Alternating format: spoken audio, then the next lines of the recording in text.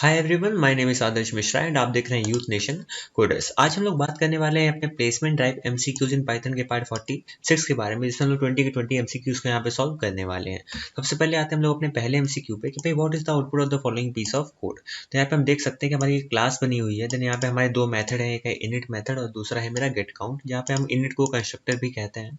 तो हम लोगों ने सबसे पहले क्या किया, डेमो इज इक्वल टू मैंने डेमो क्लास का एक ऑब्जेक्ट बनाया डेमो नाम का। तो जैसे ही ये लाइन एग्जीक्यूट होगी, हमारे जो क्लास के अंदर कहीं भी कंस्ट्रक्टर होगा वो कॉल हो जाएगा, मतलब हमारा इनिट चल जाएगा। जैसे ही इनिट चला, सेल्फ डॉट काउंट की वैल्यू 1 बढ़ गई। सवाल ये है कि सेल्फ डॉट काउंट की वैल्यू 1 बढ़ गई, इसका मतलब इसको आप इस तरह से लिख सकते हो कि भाई self dot count is equal to self dot count plus 1। इसको इस तरह से बोला जा सकता है। तो इनडायरेक्टली इस जगह पे हो क्या रहा है, ये सारा काम हो रहा है हमारे सामने। ये रहा, इसको मैं ऐसे दिखाता हूँ। तो सवाल ये है कि भाई जब सेल्फ डॉट काउंट की वैल्यू पहले से सेट नहीं है तो यहाँ पे कैसे हम लोग ये लाइन लिख रहे हैं। तो इसको इस तरह से समझो कि जब भी हम एक ऑब्जेक्ट क्रिएट करते हैं, ठीक है, तो यहाँ पे सबसे पहले वो देखेगा क्या कोई यहाँ पे क्लास वेरिएबल तो नहीं है काउंट नाम का। अब आप बताओ, ये क्लास वेरिएबल क्या होते हैं। ये वो वेरिएबल्स होते हैं जो हर एक ऑब्जेक्ट के लिए कॉमन रहते हैं। इसका मतलब इस डेमो के लिए भी इसका काउंट होगा और डेमो 1 के लिए भी अपना अलग एक काउंट होगा। समझ रहे हो। तो सीन ये है कि यहाँ पे हम लोगों ने क्या किया कि सेल्फ डॉट काउंट को एक्सेस करना चाहा तो हमें यहाँ पे सेल्फ डॉट काउंट नहीं मिल रहा था। तो मैंने क्या किया कि इसके क्लास वेरिएबल की वैल्यू ले ली, क्योंकि क्लास वेरिएबल भी आप कह सकते हो ये ऑब्जेक्ट उसको भी एक्सेस कर सकता है। तो यहाँ से वैल्यू आ गई 0 0 प्लस 1 हो जाएगा 1, और यहाँ पे सेल्फ डॉट काउंट की वैल्यू सेट हो गई डेमो के लिए 1। ठीक है। इसके बाद हम लोग आते हैं यहाँ पे दोबारा एक ऑब्जेक्ट बन रहा है हमारे डेमो क्लास का, डेमो 1 नाम का। तो यहाँ पे दोबारा हमारा कंस्ट्रक्टर कॉल होगा और दोबारा ये लाइन एग्जीक्यूट होगी। इस बार हमारा दोबारा से ये वैल्यू जो है एक ऐड होगी। तो यहाँ पे हमसे कह रहा है प्रिंट करो डेमो डॉट गेट काउंट। तो यहाँ पे जब आपको ये बोलेगा कि भाई डेमो डॉट गेट काउंट, तो इसमें होगा क्या कि गेट काउंट नाम का मेथड वो ढूंढेगा डेमो क्लास के अंदर। ठीक है। तो इस ऑब्जेक्ट के लिए बात हो रही है यहाँ पे। तो यहाँ पे गेट काउंट नाम का मेथड उसको ये मिला, ये रिटर्न कर रहा है सेल्फ डॉट काउंट। तो इस डेमो ऑब्जेक्ट के लिए काउंट की वैल्यू क्या थी, इस डेमो ऑब्जेक्ट के लिए काउंट की वैल्यू थी 1, जो कि हम लोगों ने सॉल्व भी करा था। तो इस वजह से इसका आंसर क्या आ जाएगा 1। तो ऑप्शन नंबर ए बिल्कुल यहाँ पे करेक्ट हो जाएगा। क्वेश्चन नंबर 2 पे आते हैं। हमसे कह रहे हैं इसका आंसर बताओ। हमारे पास सेम क्लास, मेरे पास एक डेमो नाम की है, देन मेरे पास सेम ऐसा स्ट्रक्चर है लास्ट क्वेश्चन के तरीके, थोड़ा सा बस इसे यहाँ पे चेंज है। Demo 1 is equal to demo, then demo 2 is equal to demo and demo 3 is equal to demo. मतलब 3 बार हमने 3 ऑब्जेक्ट बनाए यहाँ पे डेमो क्लास के, डेमो 1 डेमो 2 डेमो 3 नाम के। तीनों बार इनिट चलेगा। इनिट में हो क्या रहा है, डेमो डॉट काउंट की वैल्यू 1 बढ़ा रहा है। लास्ट वाले क्वेश्चन में सेल्फ डॉट काउंट कर रहा था, मतलब उस पर्टिकुलर ऑब्जेक्ट के लिए वो वैल्यू बढ़ रही थी। बट यहाँ पे डेमो डॉट काउंट हो रहा है, मतलब हम लोग क्या कर रहे हैं, इस क्लास वेरिएबल की वैल्यू को बढ़ा रहे हैं लॉजिकली। डेमो डॉट काउंट मतलब क्लास नेम डॉट उस वेरिएबल का नाम। तो इसी तरह से हम लोग क्लास वेरिएबल को एक्सेस करते हैं। तो इसकी वैल्यू हर बार बढ़ रही है जितनी बार हमारा ये कंस्ट्रक्टर चल रहा है। और सवाल ये कंस्ट्रक्टर कितनी बार चलेगा, जितनी बार ऑब्जेक्ट बनेगा। तो 3 ऑब्जेक्ट मेरे अगर बने तो 3 बार कंस्ट्रक्टर कॉल होगा, मतलब डेमो डॉट काउंट की वैल्यू कितनी बढ़ गई, 3 हो गई। पहले 0 थी, अब कितनी हो गई, 3 हो गई। मुझसे कह रहा है डेमो 1 डॉट गेट काउंट। तो डेमो 1 डॉट गेट काउंट में मतलब इस ऑब्जेक्ट के लिए गेट काउंट नाम का मेथड है क्या। देखो तो यहाँ पे ये हमें मिल गया, ये रिटर्न कर रहा है डेमो डॉट काउंट। तो डेमो डॉट काउंट की इस समय करंट वैल्यू क्या है, क्लास वेरिएबल की करंट वैल्यू है 3। तो हमें इस वजह से आंसर इसका क्या मिल जाएगा, 3। तो ऑप्शन नंबर सी बिल्कुल सही हो जाएगा। लास्ट वाले क्वेश्चन में सेल्फ डॉट काउंट लिखा हुआ था, मतलब पर्टिकुलरली उस ऑब्जेक्ट के लिए उस काउंट की वैल्यू क्या थी, तो उस वजह से हमारा आंसर 1 आ रहा था। ठीक है। क्वेश्चन नंबर 3 पे आते हैं। कह रहा है कि dash represents an entity in the real world with its identity and behaviour. ऐसी कौन सी चीज़ है जिस जो एक एंटिटी की तरह बिहेव करती है एक रियल वर्ल्ड में। तो मैं आपको बता चुका हूँ कि ऑब्जेक्ट को क्या कहते हैं, इंस्टेंस ऑफ क्लास। ऑब्जेक्ट एक एंटिटी भी होती है, भी मैं आपको ऑब्जेक्ट ओरिएंटेड प्रोग्रामिंग की प्लेलिस्ट में बता चुका हूँ। तो अगर आपने ना देखा हो तो बटन पर क्लिक करके देख सकते हो। ठीक है। तो यहाँ पे एक चीज़ तो क्लियर होगी कि यहाँ पे हमें कीवर्ड्स मिल रहे हैं, एंटिटी और रियल वर्ल्ड में रहने वाली एंटिटी। मतलब अगर मैं कोई घर बनाता हूँ तो मैं उसकी डिज़ाइन बनाता हूँ, तो डिज़ाइन हो गई हमारी क्लास, और डिज़ाइन को देख के मैं बहुत सारे घर बना रहा हूँ, तो बहुत सारे घर हो गए मेरे ऑब्जेक्ट। तो घर क्या है, एक रियल वर्ल्ड एंटिटी है ना। तो वही बात हो गई कि क्या हमारी एक एंटिटी होती है, एक मेरी क्लास या मेरा ऑब्जेक्ट। तो मेरा ऑब्जेक्ट ही होता है, ऑब्वियस सी बात है। तो ऑब्जेक्ट मेरा इसका आंसर हो जाएगा। क्वेश्चन नंबर 4 पे आते हैं। मुझसे कह रहा है कि भाई dash is use to create an object. क्या हम लोग यूज करते हैं एक ऑब्जेक्ट को क्रिएट करने के लिए। तो इसके लिए हम लोग यहाँ पे लाइन क्या लिखते हैं, मान लो हमें एक ऑब्जेक्ट क्रिएट करना है ए क्लास का, तो मैंने ऐसे लिखता हूँ, ये लाइन मैं यहाँ पे लिख देता हूँ। तो मेरा ऑब्जेक्ट क्रिएट होता है ए क्लास का। मगर असल में हो क्या रहा है, यहाँ पे मैं क्लास का नाम तो सिर्फ ए ही है ना, तो मैं ये पेरेंथेसिस क्यों लगा रहा हूँ। ये पेरेंथेसिस लगाने का मतलब क्या है कि ऑब्जेक्ट क्रिएशन के समय ही हमारा कंस्ट्रक्टर कॉल हो जाए, इसलिए मैं यहाँ पे 2 पैरेंथेसिस लगाता हूँ। तो मेन रीज़न क्या है, जो मेरा एक ऑब्जेक्ट क्रिएट करता है वो होता है मेरा कंस्ट्रक्टर। तो इसलिए मेरा आंसर क्या हो जाएगा, ऑप्शन नंबर बी। इसको मैं यहाँ से हटा देता हूँ। क्वेश्चन नंबर 5 पे आते हैं। मुझसे कह रहा है assignment of more than one function to a particular operator is called. देखो, जब भी हम लोग यहाँ पे operator plus minus multiply divide ये सारे होते हैं, ठीक है, तो इनके लिए इनका सेपरेट एक क्या होता है, मैजिक मेथड्स होता है। मतलब इसका मैंने असल में वीडियो बना रखा है, तो अगर आपने ना देखा होता है बटन पर क्लिक करके देख लेना, ठीक है। बाकी अभी आप इतना समझो कि जब हम एक ऑपरेटर को एक से ज़्यादा मेथड प्रोवाइड कर देते हैं, जैसे कि अगर हम प्लस ऑपरेटर की यहाँ पे बात कर रहे हैं, तो इसके करस्पॉन्डिंग इसका एक होता है हमारा मैजिक मेथड ऐड नाम का। तो जब भी हम प्लस ऑपरेटर के आर अगल बगल कुछ लिखते हैं, जैसे 2+2, तो वहाँ पे है इनडायरेक्टली जो हमारा अंदर क्या हो रहा होता है, ये ऐड मेथड कॉल हो रहा होता है। तो सीन ये है कि जब हम इस प्लस ऑपरेटर को ओवरराइड करने की कोशिश करें, कि इस प्लस ऑपरेटर का काम हम चेंज करने की कोशिश करें, कि कोई अगर 2+2 कर रहा है तो आंसर 0 आ जाए, माइनस हो जाए, तो वो कैसे कर सकते हैं, जब हम इस मेथड के अंदर जाके कुछ चेंजेस करते हैं।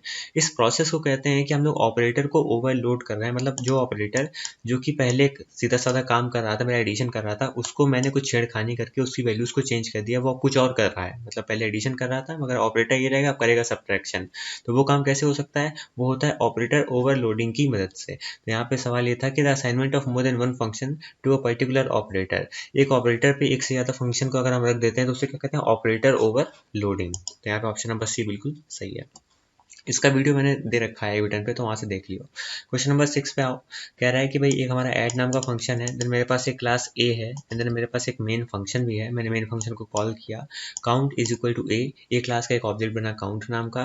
देन यहाँ पे उसका यूनिट चल जाएगा, और इस काउंट के लिए टेस्ट की वैल्यू सेट हो गई हमारी 0, ठीक है। फिर के की वैल्यू यहाँ पे 0 है। मैं 25 बार लूप चला रहा हूँ, और हर बार मैं अपने ऑब्जेक्ट को और के की वैल्यू को ऐड नाम के फंक्शन में भेज रहा हूँ। तो 25 बार हमारा ये फंक्शन कॉल होगा, और होगा क्या कि जो मेरा काउंट है, इसमें एक एक वैल्यू ऐड होती जा रही है, होती जा रही है। तो पहले इसकी वैल्यू 0 थी, अब इसमें जो वैल्यू ऐड हो रही है, तो यहाँ पे देखो 0 से 25, मतलब लॉजिकली 24 तक चलेगा। तो यहाँ से एक चीज़ तो क्लियर हो गई कि काउंट वैल्यू क्या आ जाएगी, 24 आ जाएगी इस फंक्शन के बाद। मतलब जब ये लूप खत्म हो जाएगा, मतलब जब 24 बार कॉल हो जाएगा, तो मेरे इस काउंट के टेस्ट में कौन सी वैल्यू बड़ी होगी, 24। इसके बाद के की वैल्यू को अपना बढ़ा रहे, तो के इसका खुद का लोकल वेरिएबल है, तो इस फंक्शन के अपने अंदर वाली बात है, ठीक है। बट यहाँ पे हम लोग कर क्या रहे हैं, क्या इस के पे कोई चेंजेस होंगे जो मेन के अंदर है, मेन के अंदर वाले के में कोई चेंजेस नहीं होंगे, क्योंकि ये मेन के अंदर वाला एक वेरिएबल है, लोकल वेरिएबल है ये वाला, ठीक है। ये जो के है हमारा, और ये के हमारा अलग है, इस ऐड फंक्शन के अंदर है। तो यहाँ पे आओ, ये मुझसे क्या कह रहा है, प्रिंट करो काउंट टेस्ट, जो हमारी काउंट डॉट टेस्ट की वैल्यू है। तो इस समय पर टेस्ट की वैल्यू कितनी है, 24 है। और के की वैल्यू तो इस फंक्शन के हिसाब से देखेंगे ना, तो इस फंक्शन के हिसाब से के में वैल्यू अभी भी 0 पड़ी है। 0 से 25 तक चलेगा, मतलब 0 1 2 3 4 अप टू 24। तो अगर हम 0 से काउंट करेंगे तो वो 25 हो जाएगा, ठीक है। तो इसलिए हमारा आंसर क्या आ जाएगा, 25, 0। क्वेश्चन नंबर 7 पे आता है। मुझसे कह रहे हैं भाई विच of the following Python code creates an empty class. या जब हम क्लास के बारे में बात करें, तो वहाँ पे हम लोग को लिखना पड़ता है क्लास कीवर्ड का यूज करना पड़ता है। तो क्लास यानी क्लास का नाम, और उसके अंदर अगर कुछ नहीं लिखना है तो हम लोग वहाँ पे प्लेस होल्डर लगाते हैं। वो क्या होता है, पास, PASS। तो यहाँ पे लॉजिकली हमें क्लास के अंदर रिटर्न तो लिख नहीं सकते, तो ये ऑप्शन हमारा पहले गलत हो गया। क्लास के अंदर पास लिख सकते हैं, बिल्कुल लिख सकते हैं, इसलिए हमारा यही आंसर क्या है, सही है। क्लास कीवर्ड यूज करा, क्लास नेम यूज करा, देन मैंने पास लिख दिया, तो सही है, ठीक है। सिंपली इस तरह से नहीं लिख सकते हैं, क्योंकि फिर वो एरर कर दे देगा, कह देगा इंडेंटेशन की प्रॉब्लम है। और ये कह रहा है कि it is not possible to create an empty class, तो ये भी गलत है। तो क्लास और क्लास का नाम, देन इसका पास लिख दोगे तो काम हो जाएगा, ठीक है, एम्प्टी क्लास क्रिएट हो जाएगी। क्वेश्चन नंबर 8 पे आते हैं। मुझसे कह रहा है कि क्या ये पर्टिकुलर कोड वैलिड है कि नहीं। तो OB is equal to B class का एक ऑब्जेक्ट बनता है। देन यहाँ पे हम लोग ऑब्जेक्ट नाम की किसी क्लास को, कोई और क्लास होगी उसको इनहेरिट कर रहा होगा, ठीक है। तो यहाँ पे हमने क्या करा, B.first.OB। इसका मतलब ये जो B है, इस B क्लास के फर्स्ट नाम के मेथड में OB पास कर दो। B क्लास के फर्स्ट मेथड में OB पास कर दो। लॉजिकली देखने में क्या लग रहा है कि यहाँ पे ये लाइन जो कह रहा है, ये लाइन क्या एग्जीक्यूट हो सकती है, वैलिड है कि नहीं। देखो इतना सब तो चलता है, हो सकता है कोई ऑब्जेक्ट नाम की क्लास हो, उसको वो इनहेरिट कर रहा हो, ठीक है, ये तो चलता है। OB is equal to B हम ऑब्जेक्ट बना रहे, इस लाइन में कोई प्रॉब्लम नहीं है, ठीक है। मगर इस लाइन में कुछ लोग कैसे सोच सकते हैं कि यहाँ पे प्रॉब्लम होनी चाहिए। तो क्यों होनी चाहिए, OB.first हम लोग लिखते हैं, बट हम लोग कहीं कहीं B और 2 पैरेंथेसिस भी लगा के .first लिखते हैं। सवाल है यहाँ पे हमने पैरेंथेसिस नहीं लगाए हुए हैं, तो क्या यहाँ पे प्रॉब्लम आएगी। देखो प्रॉब्लम कब आती है और कब नहीं आती, मैं वो बताता हूँ। देखो यहाँ पे अगर आप इस तरह से लिखते हैं, तो मेरा अच्छा खासा चल जाता कोड। अगर आप सिंपली बी डॉट फर्स्ट लिखेंगे तो क्या इस तरह से चलेगा? इस तरह से भी हमारा कोड चल जाएगा। क्यों चल जाएगा? क्योंकि देखो हमारे मेथड जो है, एक होता है बाउंडेड मेथड और एक होता है अनबाउंडेड मेथड। जो अनबाउंडेड मेथड होते हैं उनको हम लोग इस तरह से कॉल करते हैं, मतलब उसमें हम लोग पैरेंथेसिस नहीं लगाते हैं क्लास नेम के बाद, और जो बाउंडेड वाले होते हैं उनमें पैरेंथेसिस लगा देते हैं, या फिर हम लोग डायरेक्टली ओबी डॉट फर्स्ट लिख देते हैं अगर बाउंडेड वाले की बात हो रही है, ऑब्जेक्ट का यूज करके कॉल कर लेते हैं। तो यहाँ पे मुझसे कह रहा है क्या ये कोड वैलिड है? तो देखो कोड तो वैलिड है क्योंकि यहाँ पे अनबाउंडेड तरीका यूज करा गया है मेथड को कॉल करने का। तो ये मुझसे क्या कह रहा है, ये इट इज नॉट, मतलब ये वैलिड नहीं है, as the object declaration is not right. Object तो कायदे का डिक्लेयर हुआ, इसमें कोई प्रॉब्लम नहीं है, ठीक है, ये लाइन गलत है। It is not as there is not any init method, कोई इनिट मेथड नहीं। उससे क्या मतलब, मेरा इनिट तो ऑप्शनल होता है ना, वो अलग बात है कि हमेशा एग्जीक्यूट हो जाता है ऑब्जेक्ट बनाते टाइम, बट हमें ये फ्रीडम दी गई है कि हमारी क्लास में हमारी इच्छा है इनिट लगाए ना लगाए। तो ये लाइन भी यहाँ से गलत हो जाती है। कह रहा है कि हाँ भाई ये मेथड जो है, इस मेथड मतलब ये जो कॉलिंग का मेथड होता है इसको हम लोग अनबाउंडेड मेथड कॉल बोलते हैं। तो ये तो सही बात है। ये क्या कह रहा है, इसको हम बाउंडेड मेथड कॉल, ऐसा नहीं, बाउंडेड मेथड कॉल में क्या होता है ना, हम लोग या तो ऑब्जेक्ट का यूज करके अपने मेथड को बुलाएंगे या फिर क्लास नेम का यूज करके पैरेंथेसिस के साथ हम लोग उस तरह से बुलाएंगे। तो यहाँ पे ऑप्शन नंबर सी बचता है। तो यहाँ पे मैंने नोट भी दिया हुआ है कि भाई calling the method using obj.1, मतलब ऑब्जेक्ट का नाम डॉट उस मेथड का नाम अगर बोलेंगे इसे कहते हैं बाउंडेड मेथड कॉल। और अगर हम ऐसा नहीं करते, हम सिंपली क्लास नेम का यूज करके हम किसी मेथड को कॉल कर रहे हैं तो उसे कहते हैं अनबाउंडेड मेथड कॉल, ठीक है। क्वेश्चन नंबर 9 पे आते हैं। मुझसे कह रहे हैं special method need to be explicitly called during object creation. तो क्या स्पेशल मेथड जितने भी होते हैं क्या उनको हमें अलग से कॉल करना पड़ता है? जैसे कि मान लो कि हमने कोई ऑब्जेक्ट क्रिएट करा एक ए क्लास का, तो मैं ये लिख देता हूँ, अब मुझे इसका इनिट चलाना है, तो क्या मैं ये लिखता हूँ क्या obj डॉट इनिट, ऐसा मैं लिखता हूँ? ऐसा मैं नहीं लिखता हूँ, अपने मन से कॉल हो जाता है।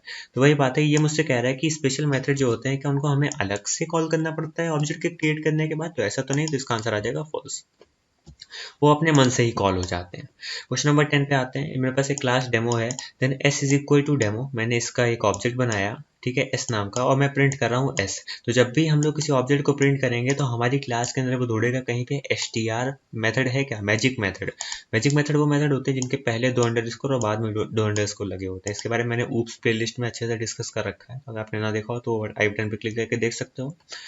तो यहाँ पे होगा क्या कि str का हमारा जैसे ही हमारा प्रिंट s चलेगा तो str ढूंढेगा, str उसको मिल गया, तो यहाँ पे ये रिटर्न कर रहा है ये स्ट्रिंग। तो ये पूरी स्ट्रिंग उठेगी और ये मेरी आके यहाँ इसकी जगह आ जाएगी और ये हमारा क्या हो जाएगी, प्रिंट हो जाएगी। तो हमारा आंसर क्या आ जाएगा, str built in function called. तो कहाँ है str कॉल्ड, ये मुझसे क्वेश्चन क्या कह रहा है, आउटपुट क्या आएगा, str कॉल्ड। वैसे आना तो पूरा ही चाहिए था, str built in function called. तो इसका एक्सप्लेनेशन भी है कि भाई हाँ भाई str जो है हम लोग यूज़ करते हैं ताकि हम लोग स्ट्रिंग रिप्रेजेंटेशन प्रोड्यूस कर सकें किसी ऑब्जेक्ट का, जब भी हम लोग उसको प्रिंट कर रहे होते हैं। क्वेश्चन नंबर 11 पे आते हैं। मुझसे कह रहे हैं कि what does built in function help do. Help हमें क्या मदद करता है? देखो जब भी हम लोग किसी भी कोई मॉड्यूल के बारे में बात कर रहे हो, या फिर अगर मान लो कि अगर हम लोग कुछ मैं फंक्शन के बारे में बात कर रहा हूँ, कोई पैकेज के बारे में बात कर रहा हूँ, तो उस केस में होता क्या है कि हम लोग को मान लो अगर कुछ फंक्शनैलिटीज उसकी नहीं याद है कि इसके अंदर कौन कौन सा फंक्शन था कौन कौन सा नहीं था, या फिर हम उसके क्लास का डायग्राम देखना चाहते हैं, तो उसको हम देखने के लिए हेल्प फंक्शन का यूज़ करते हैं। जैसे कि मान लो कि हमें यहाँ पे मैथ मॉड्यूल इंपोर्ट कराया, बट मुझे नहीं पता है कि अब इसमें मैं क्या करूँ। मैंने यहाँ पे लिख दिया कि भाई हेल्प एंड मैथ। जैसे ही मैंने ये लिखा तो मैथ मॉड्यूल का पर्टिकुलर पूरा क्लास जो डायग्राम है, पूरा क्लास स्ट्रक्चर पूरा आ जाएगा। तो यहाँ पे देखो बता रहा है नेम मैथ डिस्क्रिप्शन इसका ये है, फंक्शन इसके अंदर ये है, तो पूरा पूरा स्ट्रक्चर हमें पकड़ाता है, पूरा डिस्क्रिप्शन दे देता है हमारी क्लास का, ठीक है। तो यहाँ पे हमसे कह रहा है कि भाई हेल्प का काम क्या होता है, तो ये डिटरमाइन करता है ऑब्जेक्ट नेम, ऐसा तो नहीं है। ये डिटरमाइन करता है क्लास के आइडेंटिफायर, ना भाई। ये डिटरमाइन करता है क्लास का डिस्क्रिप्शन, ये सही है। कोई भी क्लास उसका पूरा डिस्क्रिप्शन दे देगा आपको, और इसको आप ट्राई भी कर सकते हो, मैंने इस पर सेपरेट वीडियो बना रखा है, तो आप उस पर आई बटन पर क्लिक करके देख सकते हो। ये मुझसे कह रहा है डिटरमाइन क्लास डिस्क्रिप्शन, ये भी बोल रहा है डिटरमाइन क्लास डिस्क्रिप्शन, दोनों फर्क है। ये कह रहा है बिल्ट इन टाइप और ये कह रहा है user defined built in type. मतलब देखो जो आप फंक्शन बना रहे हो वो तो आपके खुद के है ना, तो हेल्प वहाँ मदद नहीं करेगा, मगर जो बिल्ट इन है, जो अपने मन से बने बनाए हमें फंक्शन मिल रहे हैं किसी मॉड्यूल के अंदर, अगर हमें उसका यूज़ करना है, उसके बारे में जानना है, तो उसके क्लास का जो स्ट्रक्चर है वो हमें बता देगा हमारा हेल्प। तो ऑप्शन नंबर सी यहाँ पे बिल्कुल सही है।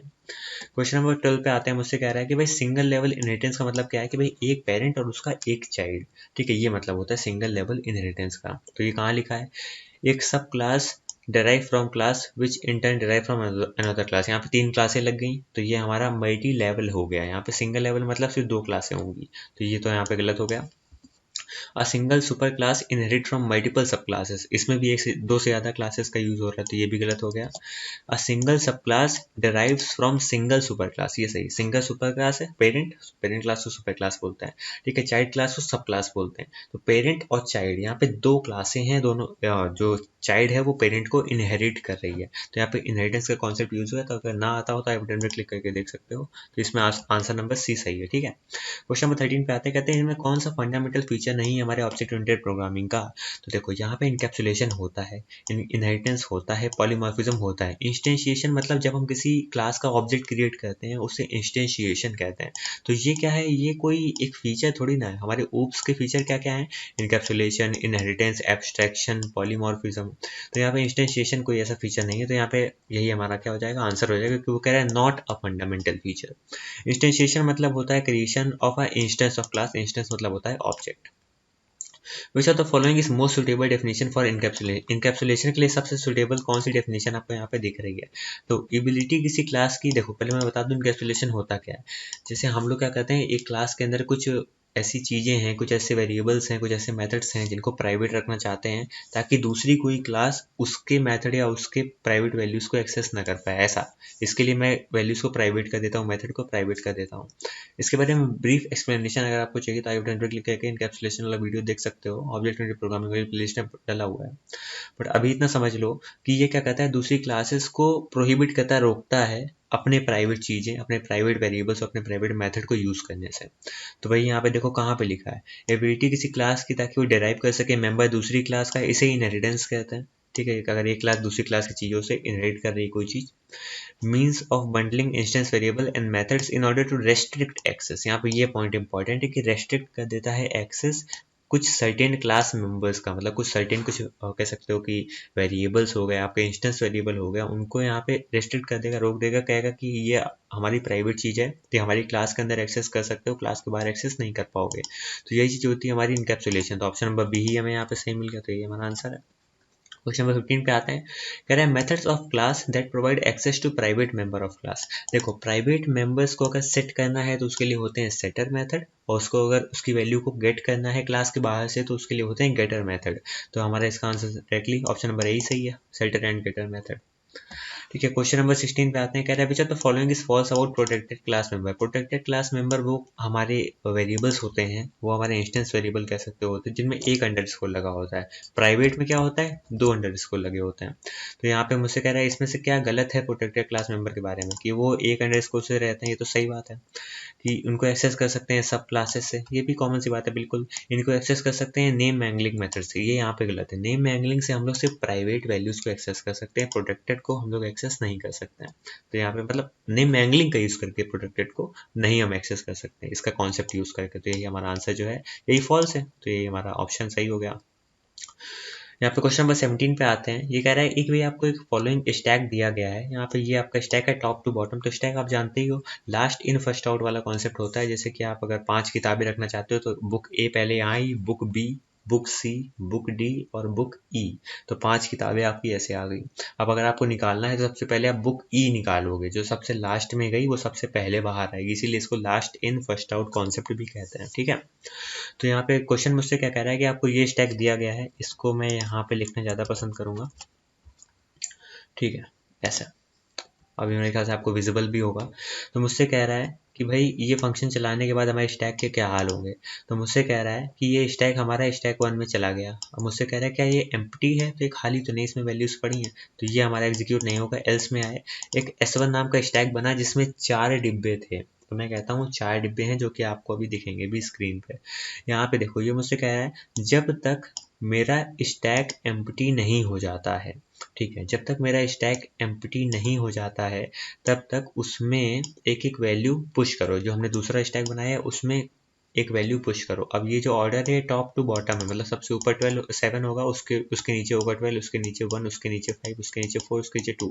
अब निकलेगा वही जो सबसे ऊपर होगा, सबसे ऊपर 7 है, तो 7 मेरा निकल जाता है। पॉप फंक्शन क्या करता है, मैं स्टैक से सबसे ऊपर वाला एलिमेंट हटा देता है, तो 7 मेरा हट के इधर आ गया, एंड देन यहाँ पे 12 मेरा हट के इधर आ गया और वो S1 में पुश हो गया। इसका मतलब लॉजिकली जो S1 स्टैक है हमारा वो मैं बना के आपको दिखाता हूँ। देखो देखो सबसे पहले क्या हुआ कि स्टैक 1 से वैल्यू पॉप हुई तो 7 पॉप हुई तो मेरी 7 आ गई यहाँ पे स्टैक पे। यहाँ पे मुझसे कह रहा है कि दोबारा एक हमारा पॉप हुआ और वो जाके S1 में जाके पुश हो गया। इसका मतलब अभी इसके ऊपर भी एक वैल्यू है, वो वैल्यू कौन सी है 12। तो ये कुछ कॉन्सेप्ट है कि सबसे पहले जो हमारा पॉप हुआ वो था 7, तो यहाँ से 7 निकला और 7 यहाँ आ गया, यहाँ से 7 हट चुका है। इसके बाद वो S1 में पुश हो गया तो 7 यहाँ स्टोर हो गया। S1 है ये हमारा स्टैक है।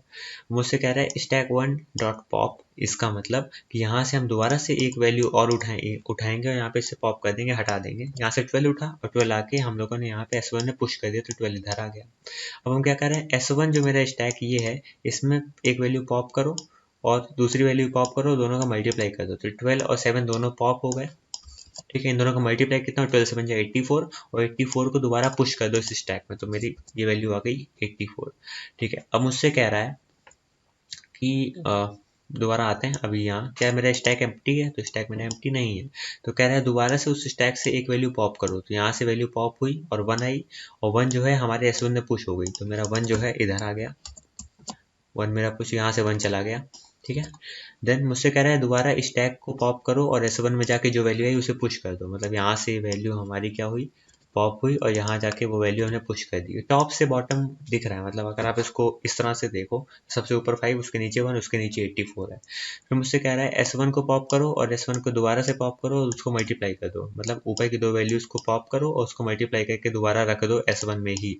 तो 5 1 जब 5 तो यहाँ पे हो गया 5। ठीक है, फिर ऐसे दोबारा चलेगा। क्या हमारा स्टैक अभी एम्प्टी है, नहीं है, तो 4 2 ऐसे 4 आएगा फिर 2 आएगा। ठीक है, 4 2 8 हो जाएगा तो यहाँ पे हो जाएगा 8 एंड देन ये 8 5 54 कुछ इस तरह से आपको नजर आएगा। अब मुझसे कह रहा है कि भाई ऑप्शन जो है वो स्टैक के टॉप से बॉटम में है, तो हमारा स्टैक किस प्रकार का बन गया। पहला वाला स्टैक तो खाली हो जाएगा। ठीक है, तो भाई ये यहाँ से हमारा कंडीशन गलत हो गई तो रिटर्न कर देगा इसमें, मतलब ये वैल्यू रिटर्न कर देगा। ये कहाँ पे दिख रहा है, ऑप्शन नंबर सी पे चाहिए हमारा आंसर है। क्वेश्चन नंबर 18 पे आते हैं। हमारा कह रहा है कि एक क्यू डेटा स्ट्रक्चर है। क्यू में क्या होता है कि क्यू मतलब एक लाइन, जब रेलवे टिकट नहीं खरीदने आते तो एक लाइन बनी होती है। तो अगर जो सबसे पहला बंदा आता है तो वो सबसे पहले चला जाता है, उसके बाद उसके पीछे वाला बंदा आएगा तो वो इसके पीछे खड़ा है। फिर जैसे मान लो सबसे पहले ये बंदा आया तो यहाँ खड़ा है, तो बार दूसरा बंदा आया वो इसके पीछे खड़ा है, फिर तीसरा बंदा आया वो उसके पीछे खड़ा है। अब जो सबसे पहले कौन बाहर निकलेगा, जो सबसे पहले आया था, तो फर्स्ट इन फर्स्ट आउट वाला मेथड यूज होता है। फिर मुझसे कह रहा है इनमें से क्या हमारा पाइथन फंक्शन रिटर्न करेगा अगर क्यू डेटा स्ट्रक्चर यूज हो रहा है। ठीक है, तो यहाँ है कि हमारा फंक्शन कॉल हुआ और यहाँ पे हमारा क्यू बन रही है, मतलब वही एक हमारी क्यू का स्ट्रक्चर बन रहा है कि अगर एन की वैल्यू 0 है तो रिटर्न करेगा 1, वरना क्या करेगा उस नंबर तक एक लूप चलाएगा और क्यू में एलिमेंट रखेगा। मान लो कि हम बात कर रहे हैं 3 एलिमेंट्स की, एन की वैल्यू 3 है तो उसके लिए हमारे 3 एलिमेंट आएंगे। सबसे पहले आया 1, उसके पीछे से आया 2, उसके पीछे से आया 3, तो 1 2 3 ये 3 एलिमेंट सबसे पहले बाहर कौन जाएगा, 1 जाएगा, फिर 2 जाएगा, फिर 3 जाएगा, इस तरह से। फिर मुझसे कह रहा है टेम्प की वैल्यू 1 है और कह रहा है जब तक मेरी क्यू एम्प्टी नहीं हो जाती तब तक टेम्प में मल्टीप्लाई करो और क्यू से डी क्यू कर दो। क्यू से डी क्यू फंक्शन का यूज होता है कि हमारी क्यू में जो एलिमेंट पड़ा है सबसे पहले आया था उसको बाहर निकाल दो। तो ये बाहर निकला, सबसे पहले कौन सा नंबर था 1 था, तो ये बाहर निकला तो टेम्प में मल्टीप्लाई हुई, टेम्प की वैल्यू हो गई 1। इसके बाद ये वाला बचा, 2 बची वैल्यू, ये इसकी वैल्यू कितनी 2, तो 2 बाहर निकला, टेम्प में मल्टीप्लाई हुआ तो कितनी होगी टेम्प की वैल्यू 2। इसका थर्ड बचा, थर्ड वाले की मल्टीप्लाई होगी, कितना बचा 3 2 जा 6, तो टेम्प की वैल्यू हो गई 6। तो लॉजिकली हो क्या रहा है, हम जो भी नंबर पास कर रहे हैं उसका फैक्टोरियल हमें यहाँ पे मिल रहा है, क्योंकि 3 पास करा 3 इंटू 2 इंटू 1 हो गया, 4 पास करते हैं 4 इंटू 3 इंटू 2 इंटू 1 हो जाता है। तो हो क्या रहा है हमारा फैक्टोरियल पास हो रहा है। यहाँ पे हमारा ऑप्शन नंबर बी बिल्कुल सही है। क्वेश्चन नंबर 19 पे आते हैं। मुझसे कह रहे हैं एक लिंक लिस्ट है 12 121 112 111 और 222 एलिमेंट पड़े हुए हैं यहाँ पे। मुझसे कह रहे हैं लिंक लिस्ट की स्टेट बताओ अगर हेड नोड हम पास कर दें। तो अगर हम हेड नोड पास कर दें इसमें तो कुछ इस प्रकार से 12 121 ये हमारी लिस्ट है, इस पर चेंजेस होने वाले हैं।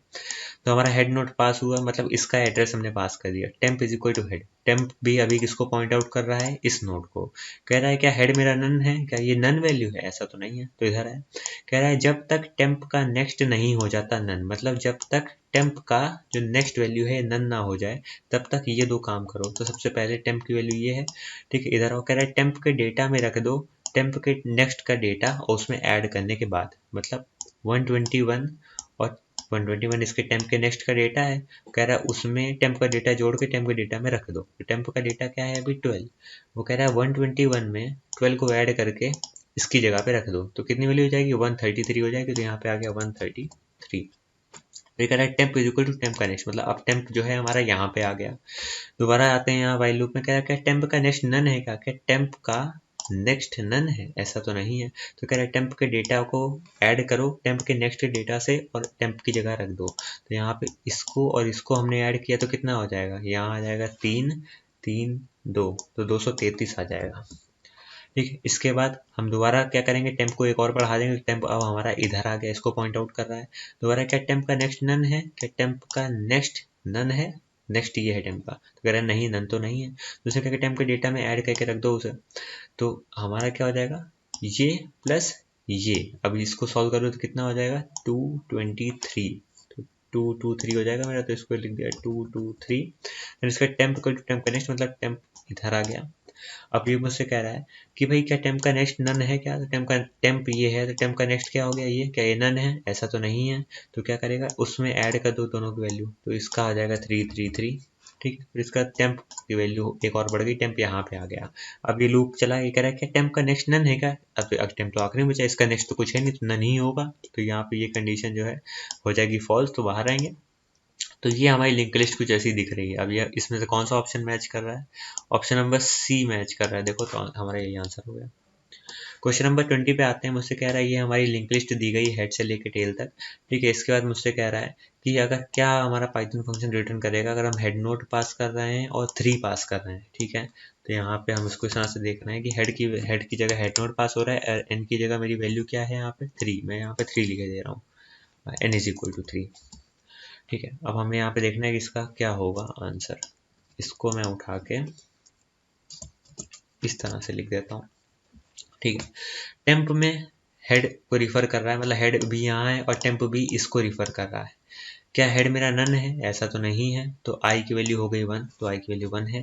कह रहा है जब तक आई मेरा 3 ना हो जाए तब तक टेम्प को एक एक बढ़ाओ और i की वैल्यू 1 बढ़ा दो। तो सबसे पहले इधर आते हैं, i की वैल्यू 1 है, क्या 1 मेरा नहीं इक्वल है 3 के, बिल्कुल। तो टेम्प की वैल्यू 1 बढ़ाओ, टेम्प यहाँ पे आ गया। मुझसे अगर i की वैल्यू बढ़ाओ, i की वैल्यू हो गई 2, क्या 2 मेरा नहीं इक्वल है 3 के, बिल्कुल सही बात है। तो टेम्प को एक और आगे बढ़ाओ, तो मैंने कहा टेम्प अब यहाँ आ गया। ठीक है, अब i की वैल्यू हो गई 3, क्या 3 मेरा नहीं इक्वल है n के, मतलब 3 के। तो ये तो कंडीशन हो गई फॉल्स, तो इधर आ गए। कह रहा है टेम्प 1 में रख दो हेड का डेटा, मतलब टेम्प 1 नाम का टेम्परेरी वेरिएबल है, उसमें हेड का डेटा रख दो, हेड के डेटा में टेम्प का डेटा रख दो और टेम्प के डेटा में टेम्प 1 रख दो। मतलब ये 3 लाइन हम लोग यूज करते हैं स्वैप करने के लिए। अभी हमारे टेम्प की वैल्यू यहाँ पे है, हेड हमारा यहाँ पे, इन दोनों की वैल्यू स्वैप कर दो, यहाँ हो गया 26 और यहाँ हो गया 12। ठीक है, तो हमारा ये पूरा एल्स एग्जीक्यूट हो गया। तो हमारी लिंक लिस्ट कुछ इस तरह से हो गई 26 34 12। तो 26 34 12 ये है, तो ऑप्शन नंबर बी हमारा बिल्कुल सही है। तो इस तरह से हमारे 20 की 20 MCQs कवर होते हैं हमारे placement drive MCQs in Python के पार्ट 46 में।